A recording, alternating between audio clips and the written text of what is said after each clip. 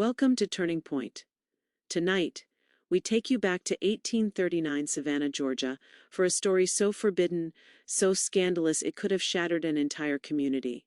Imagine a world ruled by strict social codes, where wealth, status, and lineage dictated every choice, and yet one wealthy widow dared to defy them all. At the age of insert age if known, she made a decision so shocking, so daring, that Savannah society would whisper about it for decades. She married the son of her own late slave. Can you imagine the courage, the controversy, and the sheer audacity of such a choice in a time when even the smallest crossing of the social divide could spark scandal? Before we reveal this forbidden tale, tell us in the comments which country you're watching from and what time of day it is, and make sure to subscribe for more dark and untold stories from history.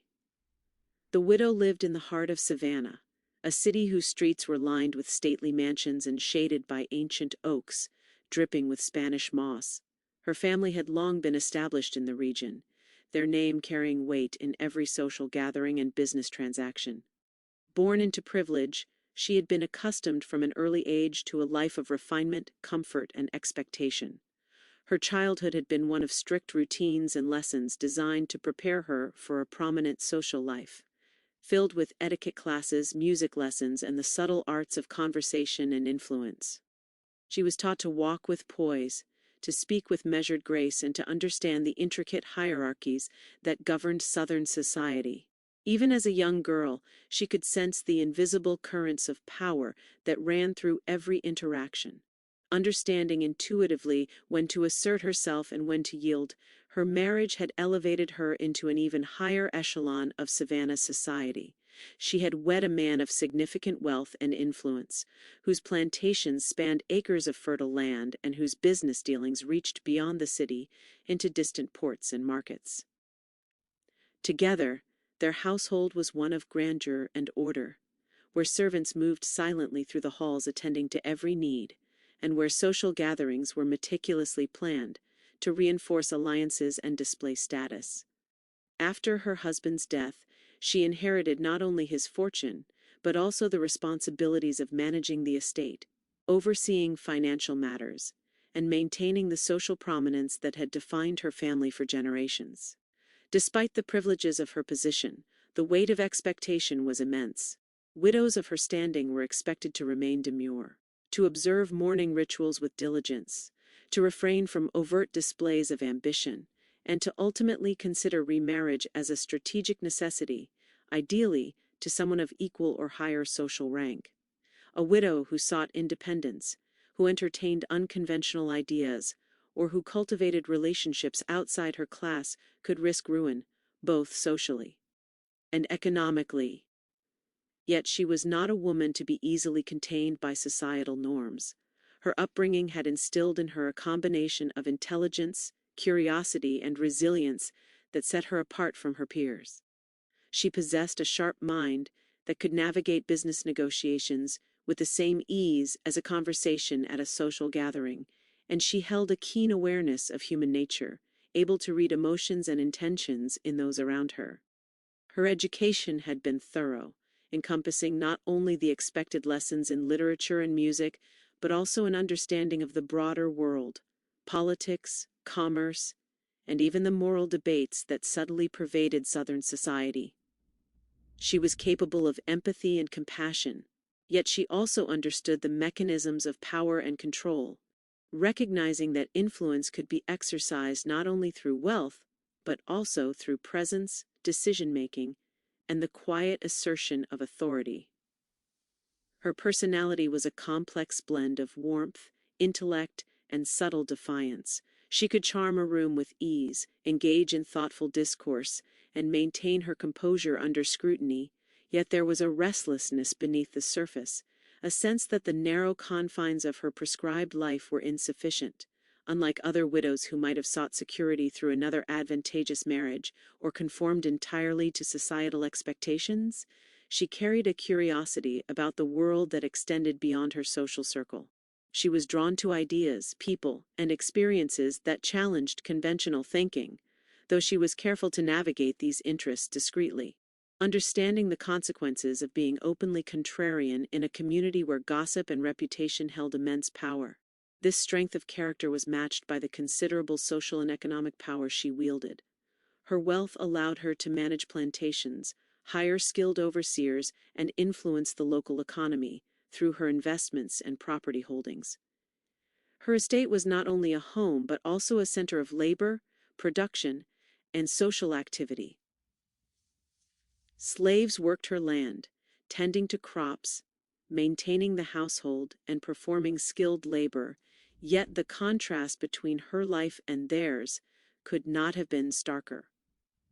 While she moved through her days with comfort, autonomy, and access to education and refinement, the enslaved individuals under her authority lived under strict control, their freedom curtailed, their lives dictated by the demands of survival and service.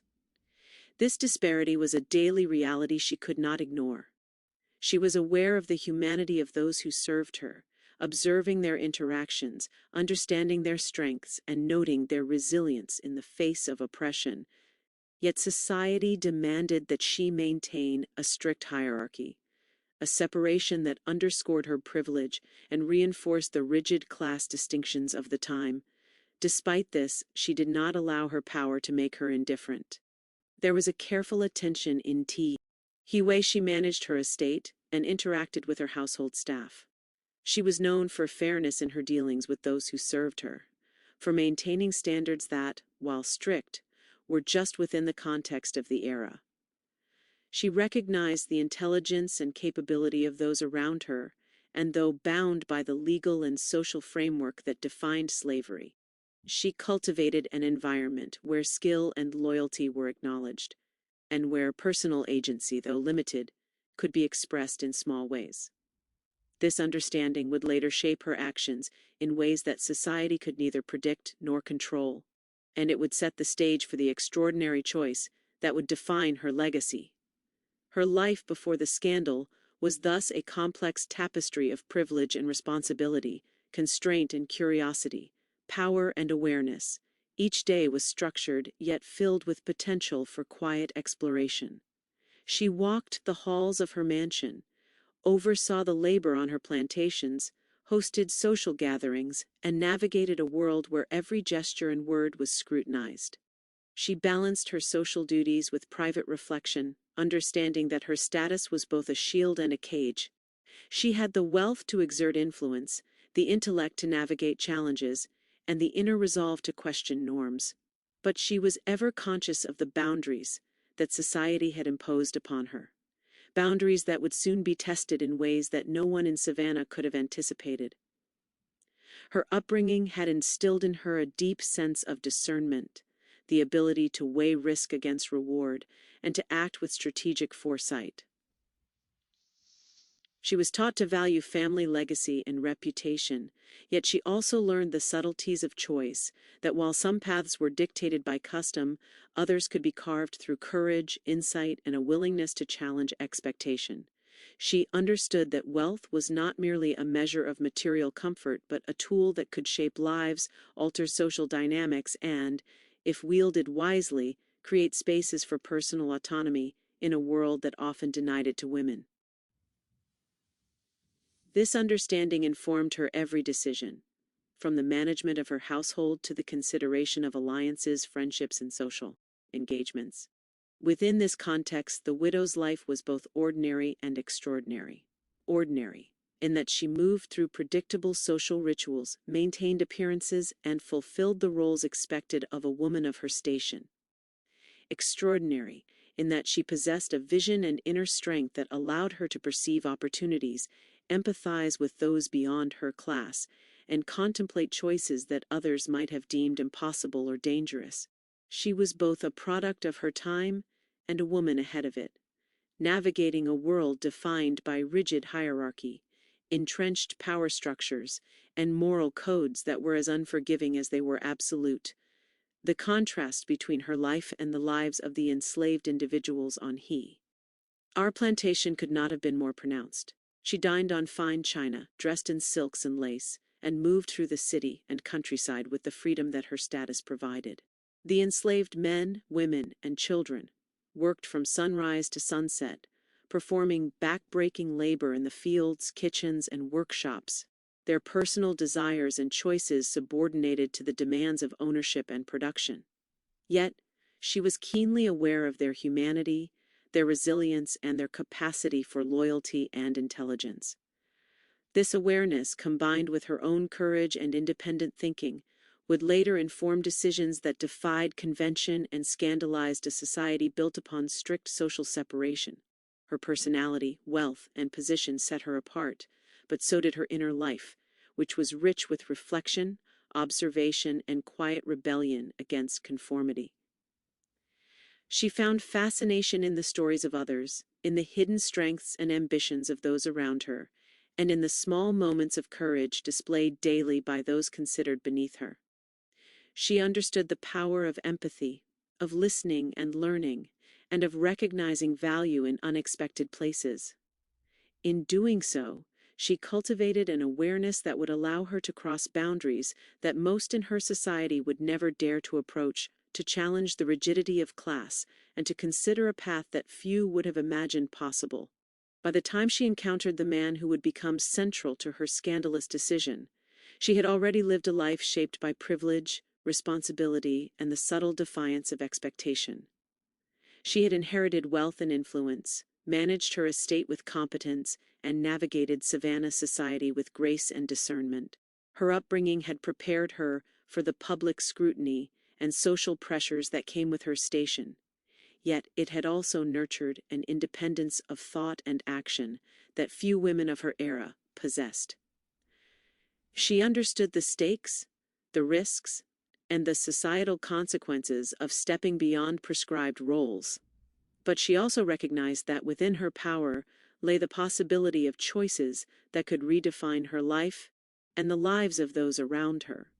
It was this combination of awareness, courage, and empathy that distinguished her from other widows, and that would ultimately lead her toward a decision that society would find shocking, controversial, and unforgettable. She lived in a world of wealth and privilege, yet she was not blind to the inequities that surrounded her. She held power, yet she was capable of questioning how it was used. She navigated social expectation, yet she possessed the courage to imagine a life unbound by it. Her story, rooted in this complex interplay of circumstance, character, and conscience, was poised to intersect with the life of the son of her late slave in ways that would defy every rule of her society, and in doing so, leave a mark on history that continues to fascinate, unsettle, and inspire curiosity to this day. The son of the widow's late slave had grown up in a world defined by limitations, boundaries, and unrelenting labor.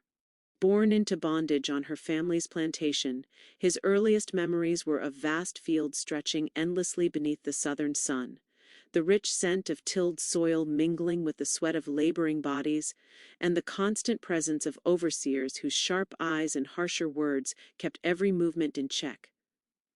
From infancy, his life was marked by the rhythms of work and survival, a life in which freedom was a concept whispered about, never touched, and often punished when glimpsed too clearly. Yet within him, even in those earliest years, there was a spark of something different, a keen awareness of the world beyond the boundaries of his station, a curiosity that set him apart from other children born into the same oppressive circumstances. He was taught, in the limited ways permitted by law and custom, the skills necessary to navigate the plantation. He learned to care for animals, to tend crops, and to carry out the intricate tasks required to maintain the household and grounds. But alongside these lessons of labor, he demonstrated a natural intelligence that could not be contained by circumstance alone. He observed patterns in the world around him, the schedules of the overseers, the movements of the master's household, the subtle interactions between the enslaved and the free. He learned to read people with an acuity that would later serve him in understanding the complexities of human behavior, the nuances of trust, and the unspoken hierarchies that governed relationships, even within a world of oppression. His childhood was not devoid of moments of tenderness, though they were rare and fleeting.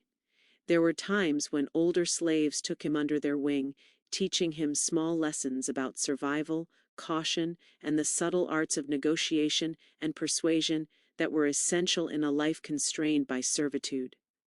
They shared with him stories of the wider world, of escapes, rebellions, and distant lands where freedom might exist, planting, in him, the first seeds of longing for a life beyond the plantation.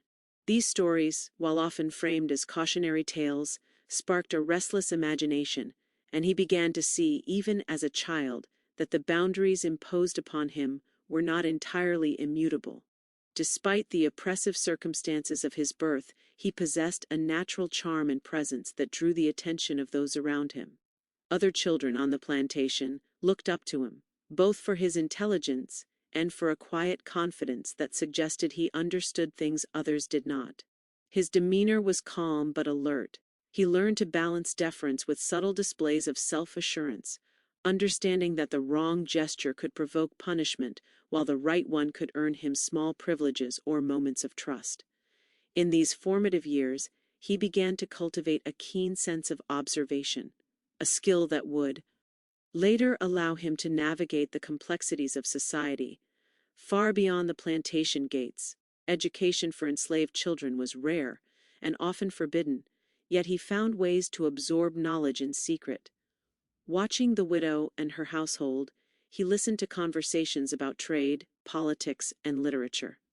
He memorized patterns of speech, absorbed vocabulary, and learned to understand concepts that were officially reserved for the free and privileged. Some of the older, more trusting members of the household occasionally taught him to read and write in secret, recognizing his curiosity and intelligence. These clandestine lessons became a lifeline, opening a window to a world beyond labor and obedience, a world he longed to explore even as he remained bound by the harsh realities of his present. As he grew into adolescence, the challenges of life under slavery became more pronounced. Physical labor increased in intensity and expectation. He was required to work from sunrise to sunset, often performing tasks far beyond what would have been considered appropriate for someone his age in free society. Yet even amid exhaustion, he retained a resilience and determination that marked him as extraordinary. He found ways to demonstrate initiative and skill, whether by tending the livestock with an unusual attentiveness, repairing tools with precision, or assisting in the management of the estate's smaller operations. His aptitude did not go unnoticed by the overseers or the widow's household, though their recognition was limited to a pragmatic acknowledgement of usefulness rather than admiration of character.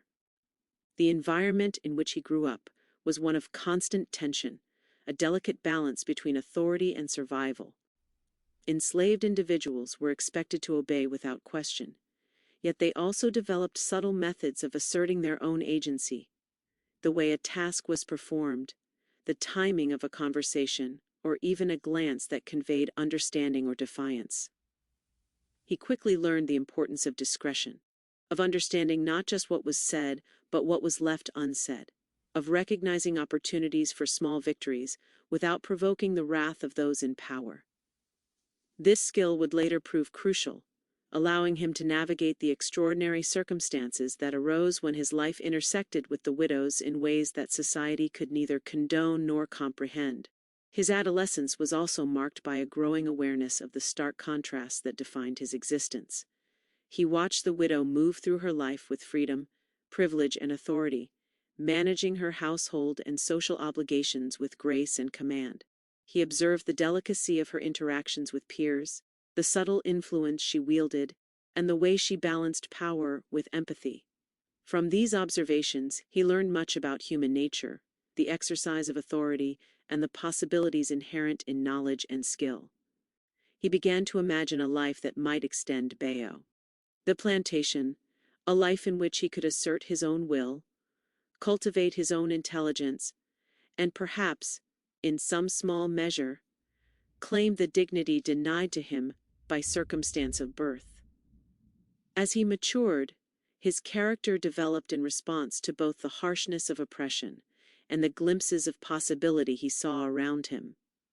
He became known among the enslaved for his quiet strength, for his ability to listen and advise, and for the courage he displayed in the face of authority.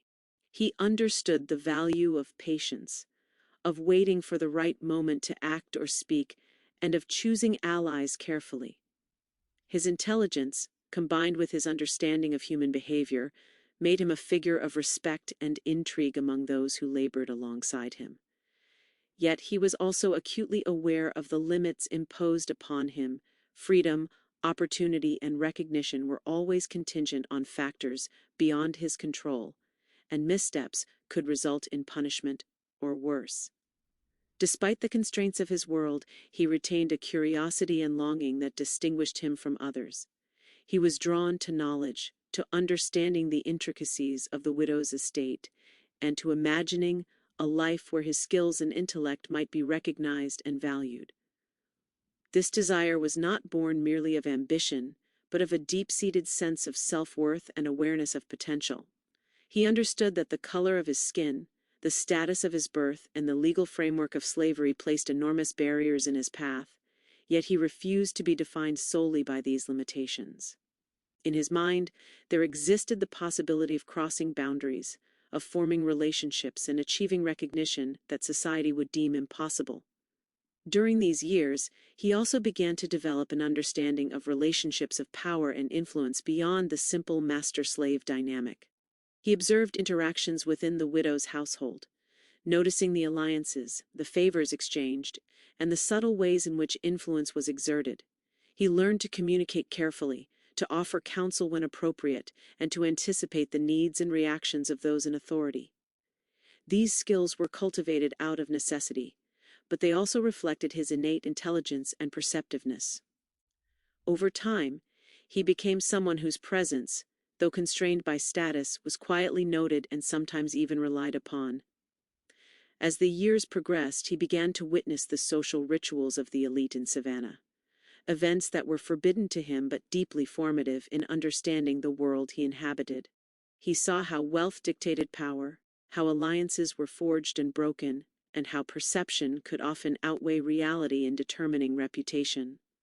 These observations shaped his understanding of human nature, sharpening his ability to navigate relationships, to recognize opportunity, and to understand the subtle tensions that governed society.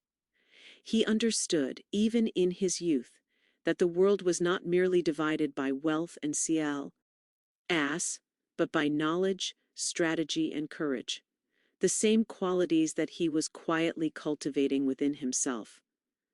By the time he reached young adulthood, he had become a man whose intelligence, skill, and awareness set him apart from most of those around him. He possessed the physical strength honed by years of labor, but also a mental acuity that allowed him to read situations and people with remarkable clarity. His character was tempered by hardship, yet it retained a quiet dignity and resilience. He had learned to navigate the complex moral and social landscape of the plantation, to balance obedience with subtle assertion of agency, and to cultivate a sense of self-worth that transcended the limitations imposed by society. It was within this context that he first became aware of the widow, not merely as a figure of authority, but as a person of intelligence, curiosity, and perhaps even understanding. Her presence, her decisiveness, and her awareness of the world around her resonated with him in ways that few others did. He recognized in her a mind capable of seeing beyond convention, a heart that might value qualities other than lineage and wealth, and a person whose own experiences of constraint could, in some mysterious way, mirror his own. These perceptions planted the first seeds of connection, laying the groundwork for a relationship that would ultimately defy every expectation of the society in which they lived. The son of the widow's late slave had been shaped by a life of labor, oppression, observation, and subtle self-assertion. He had developed skills, intelligence, and awareness far beyond what was typical for someone in his position. His understanding of human behavior, his strategic thinking, and his quiet resilience prepared him to navigate challenges that would arise later, challenges that would require both courage and wisdom. His life, marked by contrasts between oppression and observation, limitation and potential, prepared him for an extraordinary path. A path that would eventually intersect with the widow's own restless spirit, in a way that society could neither condone nor control, and that would lead to one of Savannah's most forbidden and unforgettable unions. Beginning of their connection was subtle, almost imperceptible at first, like a whisper in the wind that neither the world nor they fully understood. In the quiet moments on the plantation, when the air was heavy with the scent of magnolia blooms and the distant sounds of laboring fields softened into a lull, their paths began to cross with increasing frequency.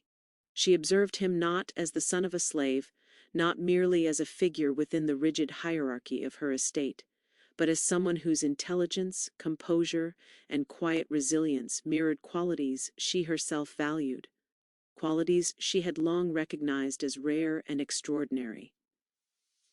He, in turn, saw in her a woman unlike any other he had known, one who combined authority with empathy, command with understanding, and wealth with a curiosity about life that transcended the rigid boundaries of their social world.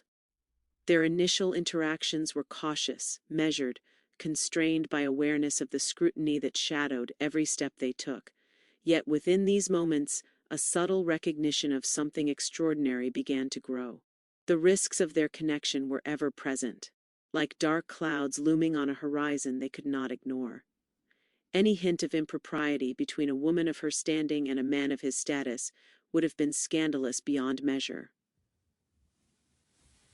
Society had its rules, sharp and unyielding, and the consequences for violating them were severe. Gossip spread like wildfire in Savannah, and the reputations of both individuals, as well as those of their families, could be irreparably damaged by the mere whisper of a perceived indiscretion. For him, the danger was even more immediate. A transgression, real or imagined, could result in brutal punishment, reassignment, or other forms of retaliation from overseers or those invested in maintaining the strict social order. Every glance, every word, every accidental touch carried weight, and both understood that the boundaries they navigated were as much psychological as they were physical. Despite the ever-present danger, their interactions deepened. Moments of conversation began to extend beyond practical necessity, moving into areas of shared curiosity, intellect, and understanding. She asked questions that no one else would consider, and he responded with insights that revealed not only his knowledge, but also a keen awareness of the world around him. They spoke of the rhythms of the plantation, the subtle movements of people, the intricacies of her household, and, occasionally, of ideas that reached beyond the confines of Savannah itself. These exchanges were small acts of rebellion, gestures that asserted the value of intellect and personality in a society that often judged solely by status, birth, and color. In these conversations, the invisible walls that separated master from slave, privileged from oppressed, began to shift, if only imperceptibly, creating a space where mutual respect and understanding could exist. Their shared awareness of danger heightened the intensity of every encounter. Each meeting required careful calculation, observation, and timing. He learned to read her expressions, to understand her moods, and to anticipate moments when they could speak freely without drawing attention. She, likewise, recognized the subtleties of his behavior, noting the patience, the restraint, and the intelligence with which he navigated interactions with her and others. These moments of understanding created a silent intimacy, a connection built on mutual recognition of talent, insight, and the courage to exist authentically within a world that denied such authenticity to both of them.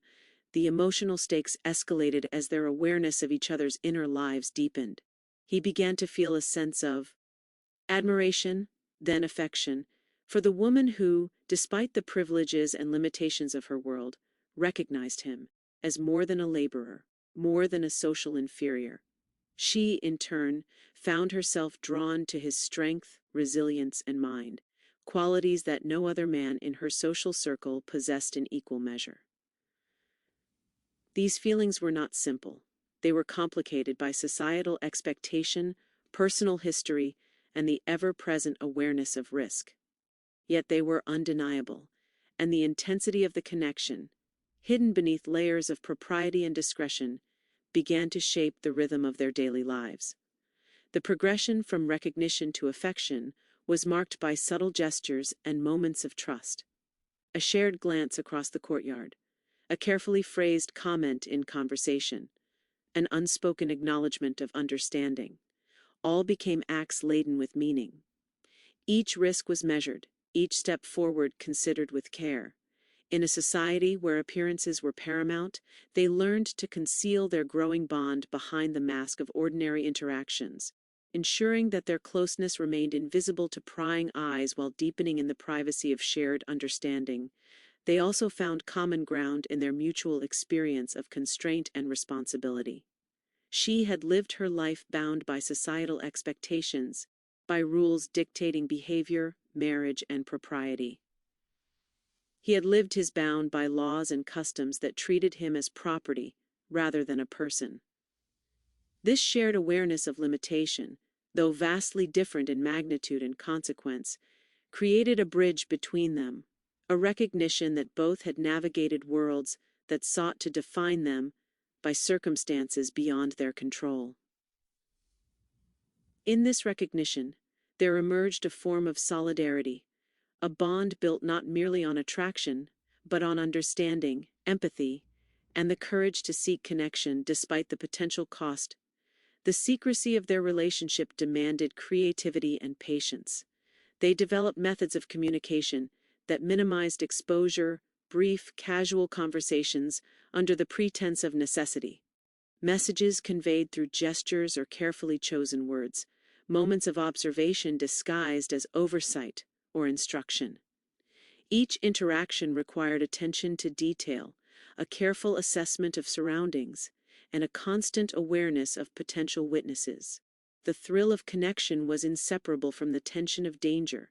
Every encounter carried the weight of possibility and the fear of discovery. This duality intensified their emotional bond, imbuing ordinary moments with extraordinary significance and creating a sense of intimacy that transcended conventional understanding. As their relationship deepened, they began to recognize shared values and aspirations. Both possessed intelligence, curiosity, and a desire to understand the world beyond their immediate circumstances. They shared a sense of resilience, a capacity for patience, and a recognition that influence and power could be exercised in subtle, strategic ways. These commonalities created a foundation for trust and mutual respect, even as societal rules insisted that their worlds remain separate. The more they recognized in each other a kindred spirit, the stronger their connection became, setting the stage for choices that would ultimately defy every expectation of class, race, and propriety. The tension between desire and loyalty grew with every interaction.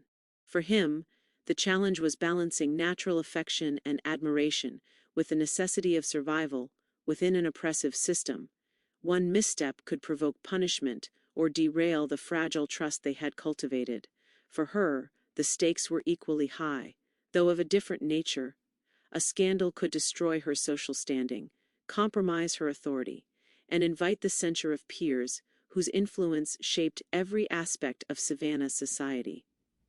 Both understood that their growing connection was dangerous, yet the magnetic pull of mutual understanding, admiration, and eventually love was irresistible, drawing them closer with each passing day despite the consequences that loomed like dark clouds above them. As they navigated this complex emotional landscape, the plantation itself became both a stage and a constraint. The rhythm of daily labor, the movement of overseers, and the ever-present gaze of society's expectations created a backdrop against which every interaction was framed. Yet within this constrained environment they found moments of freedom, spaces where conversation, observation, and shared understanding could flourish. A glance across a field, a whispered remark during an ordinary task, or the quiet attention to detail and shared responsibilities became opportunities to explore connection and intimacy without overt exposure. These moments, fleeting and precarious, reinforced the significance of their bond and heightened the sense of urgency and intensity that defined their relationship. They were also aware of the broader implications of their connection. Beyond personal risk, their growing bond challenged the fundamental principles of the social world in which they lived. Relationships between individuals of their respective statuses were forbidden not only by custom, but by law, and the consequences of transgression were severe. They understood that their connection, if discovered, could provoke outrage, scandal, and punishment, potentially affecting not only themselves but also those around them. This awareness added weight and gravity to every interaction, creating a dynamic in which each gesture, word, and glance carried profound significance. Over time, their interactions developed a rhythm and depth that went beyond curiosity or fleeting attraction. They began to understand each other's thoughts, motivations, and perspectives in ways that few others could. He recognized her capacity for empathy, her courage in navigating social expectation, and her intelligence in managing her household and social position. She recognized his strength, his resilience, and his capacity for insight, despite the limitations imposed by his circumstances. This mutual recognition created a bond that was simultaneously exhilarating, terrifying, and transformative, drawing them into a connection that would ultimately defy every boundary society had imposed upon them. The clandestine nature of their relationship heightened the intensity of their feelings. In a world where even minor transgressions could provoke ruin, each moment of connection was precious, each exchange loaded with meaning. The danger they faced intensified emotions, creating a sense of urgency and depth that would not have existed in a less restrictive environment. They developed an intuitive understanding of timing, opportunity, and discretion, allowing them to communicate, support, and understand each other without exposing themselves to unnecessary risk. This careful balance of secrecy and connection became a defining feature of their relationship, shaping the emotional and psychological landscape in which their bond grew. Despite the danger, they began to envision a life in which their connection could exist more openly. While still bound by societal constraints, they explored the possibilities of a future shaped not solely by circumstance, but by choice, courage, and mutual support. This vision, though tentative and fragile, provided motivation and hope, creating a psychological space in which they could imagine a life that defied expectation and embraced possibility. The awareness of risk made every shared moment more precious, every expression of trust and understanding more significant, and every gesture of affection more profound. In these years, their relationship evolved into one of deep emotional and intellectual intimacy. They shared confidences, discussed ideas, and learned to navigate the complex moral and social terrain of the plantation together. Their connection was not merely physical or superficial. It was rooted in understanding, respect, and the recognition of qualities in each other that society sought to suppress or ignore. The more they understood each other, the more they realized that their bond was extraordinary, a rare intersection of minds and hearts that transcended the boundaries imposed by birth, status, and custom. The challenges they faced only strengthened their connection. Each risk, each obstacle, and each moment of potential exposure reinforced the need for trust, patience, and mutual understanding. They learned to communicate without words, to recognize subtle signals, and to rely on intuition and observation.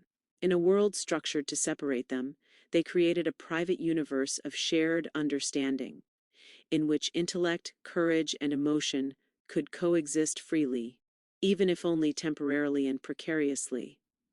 Their growing intimacy was also marked by moments of tension and conflict. They had to constantly navigate fear, uncertainty, and the we-it of societal expectations. Misunderstandings or lapses in judgment could have dire consequences. Yet these challenges reinforced the depth of their commitment to discretion, to understanding, and to each other. They learned resilience, adaptability, and strategic thinking, qualities that would serve them not only in navigating their secret relationship, but also in confronting the extraordinary choices that lay ahead. Ultimately, the forbidden nature of their connection transformed ordinary moments into extraordinary ones. The stolen glances, whispered conversations, and shared observations were charged with meaning, creating a bond that transcended the social and legal constraints of their world. Each interaction deepened trust, strengthened affection, and heightened the emotional intensity of their relationship, laying the groundwork for decisions and actions that would forever alter the course of their lives, challenge societal norms, and leave an indelible mark on the history of Savannah. The planning of their union was a task fraught with tension, secrecy, and unprecedented audacity. In 1839 Savannah, the idea of a wealthy widow marrying the son of her late slave was not merely unconventional, it was considered socially unthinkable, a challenge to every deeply ingrained principle of class, race, and propriety. Yet, for the widow and the young man she had come to know, respect, and love, the bond they shared had reached a point where concealment alone could no longer sustain it. They began to deliberate carefully, navigating the myriad obstacles that lay before them. Every step required consideration: the legal ramifications, the expectations of society, the potential backlash from family, neighbors, and even strangers whose opinions were as sharp as any weapon in dismantling reputations. They understood that their decision would not simply be a personal act of defiance, it would be a public statement in a world that demanded strict adherence to social hierarchies. The first challenge was discretion. Savannah, with its tight-knit community and observant populace, left little room for privacy. News traveled quickly through whispered conversations at markets, churches, and social gatherings. Any indication of a connection between a widow of notable wealth and a man of enslaved heritage would be immediately scrutinized, speculated upon, and condemned. They had to find allies who could be trusted to assist them without risking exposure. Household staff became confidants, though carefully chosen for loyalty, discretion, and reliability. They devised subtle methods of communication, using the rhythms of daily life to exchange information and coordinate preparations, ensuring that every detail remained hidden until the moment was right. Beyond secrecy, there were logistical and legal complexities to consider. Marriage between a widow of prominent social standing and a man of enslaved lineage was, in the eyes of the law and society, deeply complicated. Questions arose: how would property rights be managed? What recognition, if any, would the young man receive in terms of status or inheritance? How would the ceremony itself be conducted in a way that minimized public scrutiny yet honored their commitment to each other? These issues required careful negotiation, strategic planning, and a deep understanding of both the letter of the law and the unwritten rules of societal acceptance. The widow's intelligence, experience in managing her estate, and nuanced understanding of social dynamics proved invaluable. She orchestrated meetings, communicated with legal advisors in secret, and devised strategies to protect their interests while ensuring the authenticity of their vows. At the same time, they faced the emotional challenge of anticipation and fear. Both understood the stakes, yet the intensity of their bond lent courage and urgency to their actions. Every decision was informed not only by love and desire, but by an acute awareness of the potential consequences. They were acutely conscious that any misstep could result in scandal, legal repercussions, or even physical danger for him. This tension infused their planning with both care and intensity, making each step forward a deliberate act of courage. Despite the fear, there was also exhilaration, the knowledge that they were daring to defy the rigid hierarchies of their society.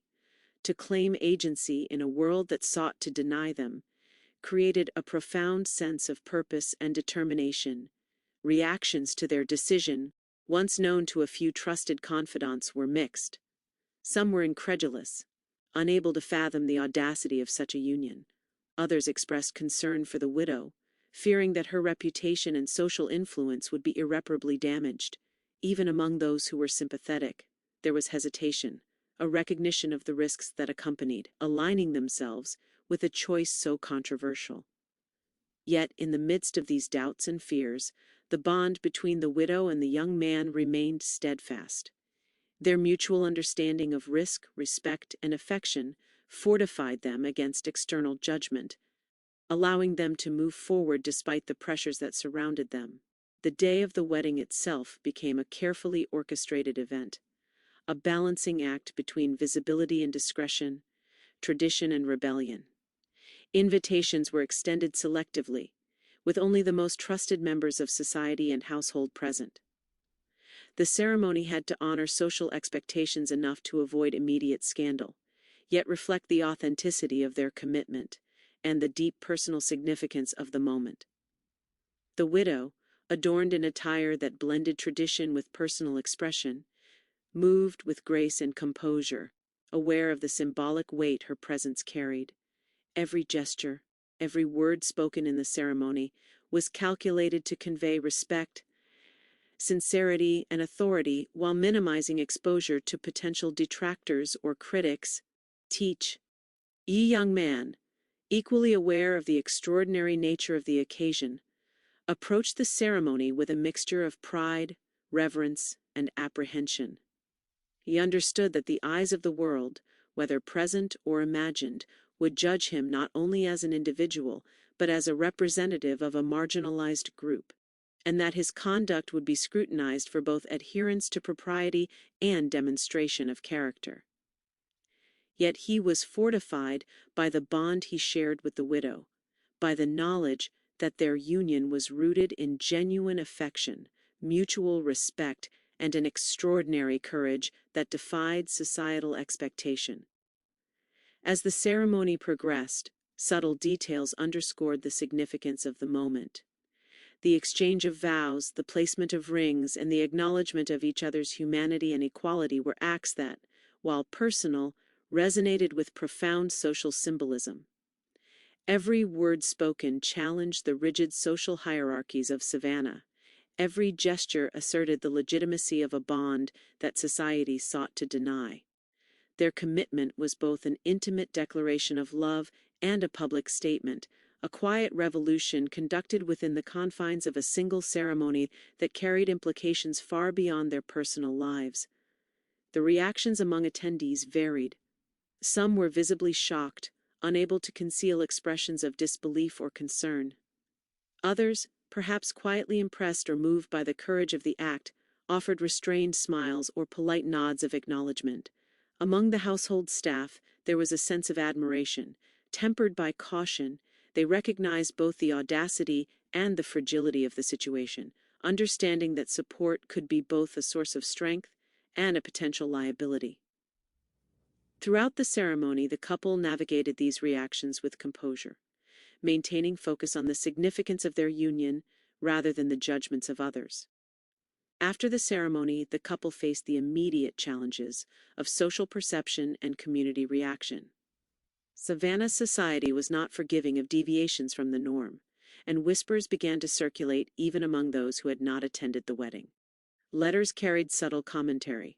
Merchants and neighbors speculated, and the widow's reputation became a subject of both fascination and consternation. Yet, despite the mounting scrutiny, they remained steadfast. Their marriage was more than a personal milestone. It was an act of defiance, a deliberate assertion of agency, and a testament to the power of affection, respect, and mutual recognition in the face of societal opposition. The days following the wedding were marked by careful negotiation of visibility and discretion. They continued to manage the estate, attend to social obligations, and navigate the intricacies of Savannah life, all while maintaining the integrity of their bond. They encountered both resistance and curiosity, with some individuals attempting to undermine their position through gossip or veiled treats, while others approached with cautious admiration or genuine support. In every interaction, the couple relied upon the strategies and skills they had developed over years of observation, patience, and mutual trust, reinforcing their commitment and demonstrating a resilience that was essential to their survival and dignity. The social implications of their marriage were profound. It challenged entrenched beliefs about class, race, and propriety, forcing those who observed it to confront the limitations of their own assumptions. It highlighted the complexity of human relationships, the capacity for love and respect to transcend boundaries, and the courage required to act in accordance with personal conviction rather than societal expectation. For the widow and her husband, the act of marrying was both a culmination of years of careful planning and observation and a beginning, a declaration that their lives and their choices would no longer be entirely dictated by the rigid hierarchies of their community. In the weeks and months that followed, the couple worked to establish a new normal within the estate and the broader society. They cultivated alliances, reinforced trust with loyal confidants, and navigated social events with an awareness of perception and propriety. Their marriage became a touchstone for discussion, fascination, and in some quarters, resentment, illustrating the disruptive power of an act that challenged deeply ingrained societal norms. Each day reinforced the reality that their union was not merely a private matter, but a symbol of courage, defiance, and the possibility of transcending boundaries, long considered immutable. The wedding, and the careful planning that preceded it, became emblematic of both the personal and societal stakes involved in their relationship. It required intelligence, foresight, courage, and discretion, demanding that both individuals navigate the complex interplay of love, risk, and social expectation with skill and determination. Their success in orchestrating a ceremony that honored their bond while minimizing immediate exposure was a testament to their resourcefulness, mutual respect, and shared understanding of the broader world in which they lived. Ultimately, the controversial wedding was more than an event, it was a statement, a deliberate challenge to the structures of power and prejudice that governed Savannah. It demonstrated the capacity of human connection to transcend imposed boundaries, the courage required to act in accordance with personal conviction, and the delicate balance of strategy, discretion, and emotional depth necessary to navigate a world unprepared for such an act. The couple's marriage became a symbol of defiance, resilience, and the transformative potential of love, leaving a lasting impression on those who witnessed it and on the history of the city itself. The days, months, and years that followed the widow and her husband's forbidden union were a mixture of quiet resilience, ongoing scrutiny, and a gradually emerging legacy that neither of them could have fully anticipated at the time of their marriage. Savannah, a city bound by strict social hierarchies and deeply ingrained racial and class divisions, was not forgiving of deviations from societal norms, and their marriage quickly became a subject of fascination, speculation, and in many circles, outright condemnation. Whispers traveled through the city's streets, from church pews to marketplaces, from drawing rooms to carriage paths, carrying with them half-truths, exaggerations, and interpretations of events, shaped as much by fear and prejudice as by reality. Yet despite the intensity of public attention, the couple remained steadfast, committed to one another, and increasingly confident in the life they were building together. The initial social response was, unsurprisingly, harsh. Members of the widow's social class expressed disbelief and, in some cases, outrage. To them, the very idea of a respected woman choosing a husband from a lineage historically considered subordinate represented a violation of decorum, propriety, and even morality as they understood it. Invitations ceased to arrive at the estate from long-standing acquaintances. Certain families distanced themselves publicly, and the social networks she had cultivated over decades began to fracture under the weight of gossip. Letters of disapproval circulated, often couched in terms of concern or advice, yet the underlying tone was unmistakable. Her choice was dangerous, improper, and shocking. For the young man, the consequences were different but equally potent. While the law had historically defined him as property, the act of marriage, public and acknowledged, placed him in an unprecedented social position. To some, he was a usurper, daring to claim equality with the very class that had long oppressed him. To others, he was an object of admiration, a symbol of courage and intellect that defied the circumstances of his birth.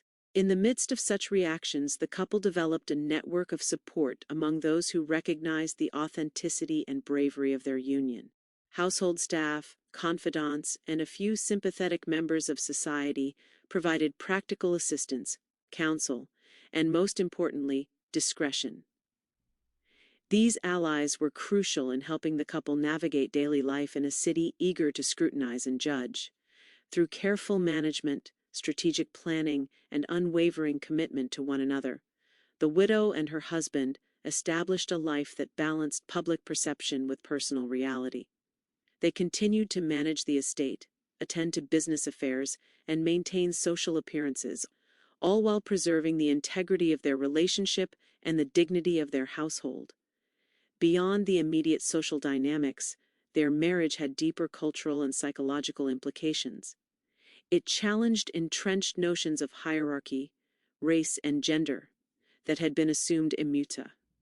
The act of choosing love, mutual respect, and intellectual compatibility over societal expectation forced the community to confront questions they had long avoided. What defines worth? What determines legitimacy in relationships? How can power and agency be exercised across the artificial boundaries imposed by birth and wealth? These questions were uncomfortable, unsettling, and provocative, forcing observers to grapple with realities that contradicted their understanding of the social order. In this way, the widow and her husband were not merely living their lives, they were actively reshaping perceptions and planting the seeds of dialogue that would resonate long after their immediate story faded from public attention. The couple's relationship was further tested by the pressures of integration and acceptance within broader society. While they had achieved a private victory in marrying, the challenge of living publicly as a legitimate union was formidable. They had to negotiate interactions with neighbors, merchants, and other members of the social elite, constantly aware that their every action might be interpreted as evidence of propriety or impropriety.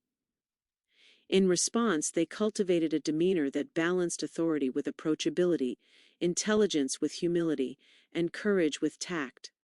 Their ability to maintain composure in the face of scrutiny not only protected their household but also gradually reshaped perceptions among those willing to observe their character rather than merely their lineage. Over time, the story of their marriage began to take on a more complex character within Savannah society. For some, it remained a scandal, a cautionary tale of defiance and impropriety. For others, it became a narrative of courage, love, and the possibility of transcending barriers once thought insurmountable. The widow and her husband, through their actions and demeanor, forced observers to recognize that true connection, mutual respect, and personal integrity could not be constrained by rigid hierarchies or social expectation. Their presence in Savannah, maintained with dignity and resolve, created a living example of defiance that was at once disruptive and inspiring. The implications of their union also extended into the lives of those around them, particularly their family and household staff. Children, servants, and others connected to the estate witnessed a model of resilience, strategic thinking, and emotional depth that contrasted sharply with the conventional narratives of obedience, subservience, and constrained opportunity. For the young man, who had spent his life navigating the limitations imposed upon him by slavery, the act of marriage transformed both his social identity and his personal sense of agency. He moved from a position defined by ownership and restriction to one of recognition, legitimacy, and influence, albeit in a society that continued to monitor, judge, and often resent his presence. The couple's marriage, LSO, had implications for legal and property matters. The widow's wealth, previously managed and inherited under the strictures of her late husband's estate, now had to accommodate a union that society might contest, that legal authorities might scrutinize, and that relatives might challenge. Careful documentation, strategic alliances, and prudent negotiation were required to secure the rights and interests of both spouses. These efforts were not merely practical, they represented a broader assertion of agency and legitimacy, a refusal to allow social conventions or prejudiced interpretations to define the terms of their life together. Despite the continued scrutiny, the couple maintained a private world within their household, a space in which mutual respect, understanding, and love flourished, without the constraints of social expectation. In these private moments, they could converse freely, plan for the future, and nurture emotional and intellectual growth. These interactions were not mere indulgences. They were essential to sustaining the courage and resilience required to navigate a society unwilling to accept their union. The intimacy of these moments, combined with the skillful management of public perception, allowed the widow and her husband to build a life that was simultaneously authentic and strategically resilient. As the years progressed, the story of their union became part of the broader social memory of Savannah. Local histories, family anecdotes, and oral traditions preserved the narrative, sometimes embellishing it, sometimes moralizing it, but always recognizing the extraordinary nature of the couple's decision. Historians and chroniclers would later note the significance of the marriage not only for its audacity, but for its demonstration of the complex interplay between personal agency, societal expectation, and the enduring human capacity for connection across boundaries. The widow and her husband became symbols of both defiance and possibility, their lives illustrating that courage, intellect, and emotional depth could disrupt established norms and create a legacy that endured beyond immediate scandal. Their marriage also inspired subtle shifts within the social fabric of Savannah. While rigid hierarchies remained and prejudice persisted, the very act of public defiance created space for reflection, dialogue, and, in some quarters, a reconsideration of assumptions about class, race, and personal agency. Younger generations in particular observed the couple with a mixture of fascination and admiration, learning that social expectation could be challenged without necessarily destroying the individual who dared to act. In this way, the legacy of their union extended beyond the personal, influencing cultural and social perceptions in ways that were both gradual and profound. On a personal level, the widow and her husband cultivated a deep and enduring partnership. Their shared experiences of risk, observation, and défiance forged a bond that was resilient to the pressures of external judgment. They learned to navigate the complex interplay of public scrutiny and private authenticity, developing strategies to protect themselves while nurturing the growth of their relationship. Their life, together, became an ongoing negotiation between societal expectation and personal desire, a testament to the possibilities inherent in courage, intelligence, and mutual respect. The social and emotional resonance of their marriage also extended to subsequent generations.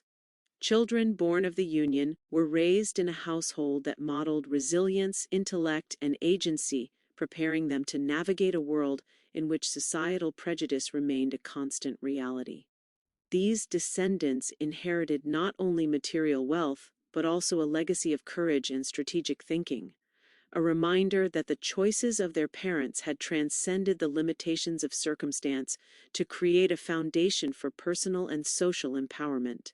The widow and her husband's story continued to ripple through Savannah society long after the initial shock of their marriage had faded.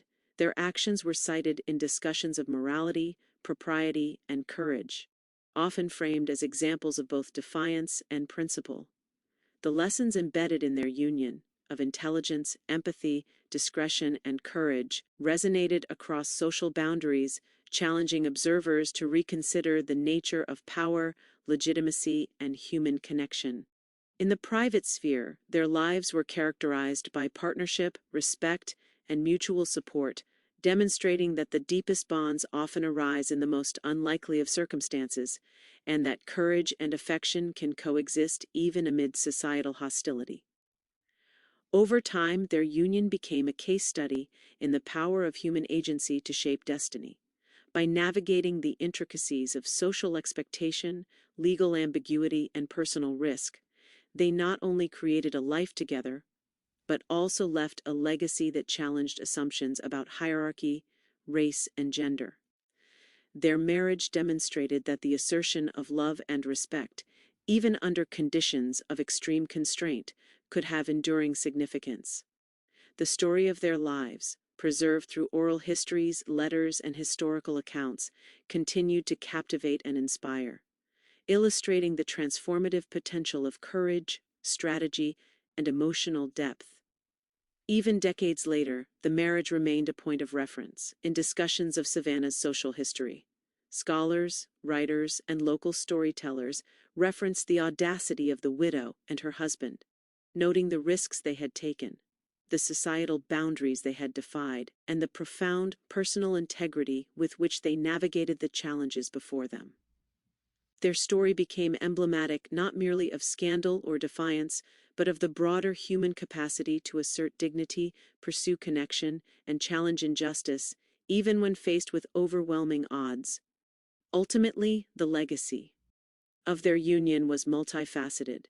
It encompassed social disruption, personal triumph, cultural reflection, and the enduring power of love and courage.